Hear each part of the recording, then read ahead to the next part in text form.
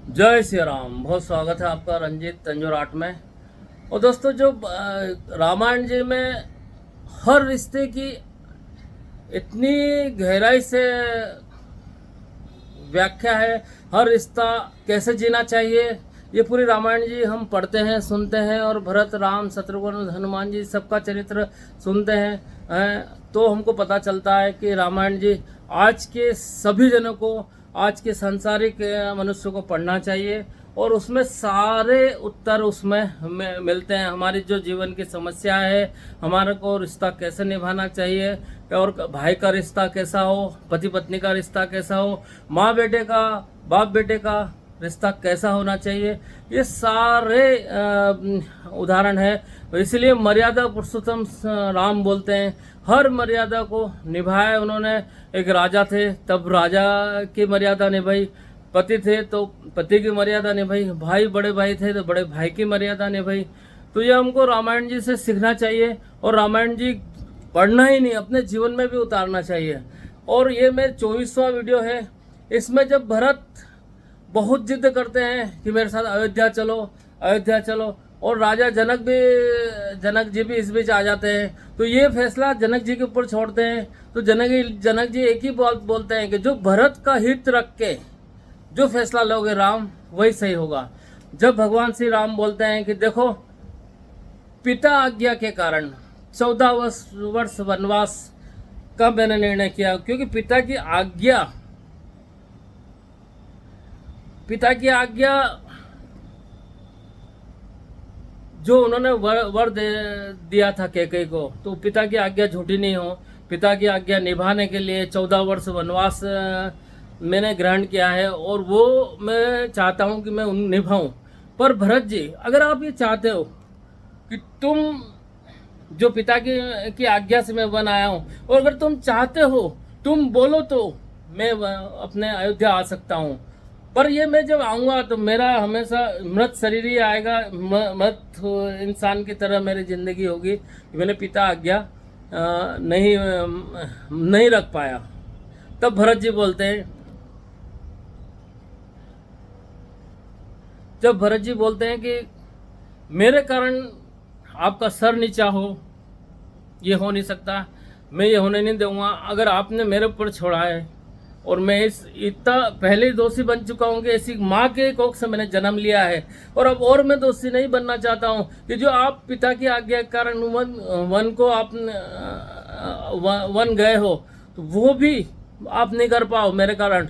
बस मुझे सिर्फ आपकी चरण पादुका दे दो, आपकी जगह सिंहासन पर चरण पादुका रहेगी, और मैं उस सिर्फ आपका सेवक बनकर अपने राज्य को संचालन करूंगा, और जैसे आप रह रहे हैं वैसे ही मैं रहूंगा, वैसे मुनि वेश बना के रहूंगा। और दोस्तों, भरत जी ने बाद में नंदीग्राम में एक गड्ढा खुदवा के, और वहाँ पे भरत जी रहे, और उन्होंने पूरा जैसे वनवास में श्री राम जी रहे हैं, उसी तरह से भरत जी रह के उन्होंने राज्य का संचालन किया। तो कितने महान हैं भरत जी। ये रामायण जी में हमको पढ़ने में, सुनने में, और उनके चरित्र को समझने के बाद पता चलता है। बस उनको जब भरत जी अयोध्या जाते हैं, तो उर्मिला के लिए वो दोषी मानते हैं कि जिस उर्मिला ने कहा था कि मैं साथ चलूं, तो पति से मिलन तो हो ही जाता कम से कम। पर वो इसके लिए काफ़ी क्षमा मांगते हैं। पर उर्मिला कहती है कि कोई बात नहीं, नीति को यही मंजूर है, तो इसमें आपका क्या दोष है। तो दोस्तों, रामायण से हमको बहुत सीख मिलती है, और हर पुराण, हर शास्त्र हिंदू समाज के, सनातन धर्म का, और वेदों की ऋचा, ये सब कितने ही साल पहले लिखी गई है। इनको सुनना समझना चाहिए। आज के जो जमाने के लोग हैं, उनको क ख ग भी नहीं आता है, और वो अपना निर्णय कर लेते हैं कि भगवान नहीं होते, भगवान का चमत्कार नहीं होता, भगवान की कृपा नहीं होती है। वो मतलब शंका तभी रहती है कि उनको उचित शिक्षा नहीं मिलती है। तो हमको सनातन धर्म के प्रचार प्रसार के लिए हमारे शास्त्रों का अध्ययन करना चाहिए और कराना चाहिए, और इस मुहिम में सबको जुड़ना चाहिए। एक अकेला नहीं कर पाएगा कोई।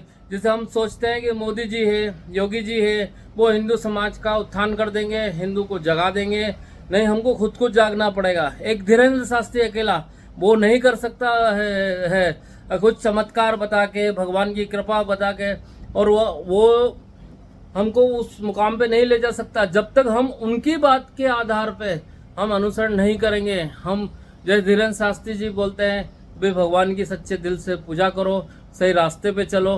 जब हम सही रास्ते पे नहीं चलेंगे या भगवान के बारे में जानेंगे नहीं, भक्ति नहीं करेंगे, तो कौन सी कृपा होगी। तो हमको सनातन धर्म के मर्म को समझना चाहिए और ज़्यादा से ज़्यादा प्रचार प्रसार करना चाहिए।